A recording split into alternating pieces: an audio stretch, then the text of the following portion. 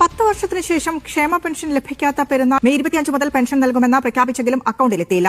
LDF സർക്കാരിന്റെ കാലത്ത് വിശേഷ ദിവസങ്ങളിൽ മുൻകൂറായി പണം നൽകിയിരുന്നു. 18 മാസം പെൻഷൻ മുടക്കിയ ഉമ്മൻചാണ്ടി സർക്കാരിന്റെ കാലത്തിലേക്കുള്ള തിരിച്ചുപോക്കാണെന്നും CPM ആരോപിച്ചു.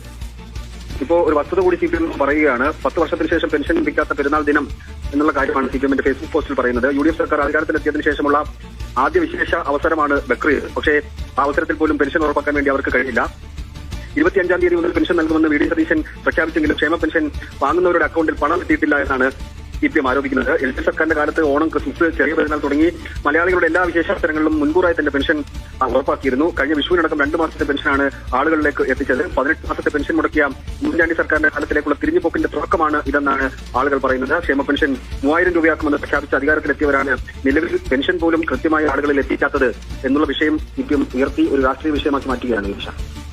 CPM പറയുന്നതിന്റെ അപ്പുറത്തേക്ക് ഇതിലൊരു വസ്തുത എന്താണ്? ക്ഷേമ പെൻഷൻ ലഭിച്ചില്ല ആളുകൾക്ക് ഇതുവരെയും, അഥവാ ലഭിച്ചില്ലെങ്കിൽ അതിലെ പ്രതിസന്ധി എന്താണ് സേഫ്? അത് അക്കൗണ്ടിലേക്ക് പണം എത്തിയിട്ടില്ല എന്ന് പല ആൾക്കാരും പറയുന്നുണ്ട്.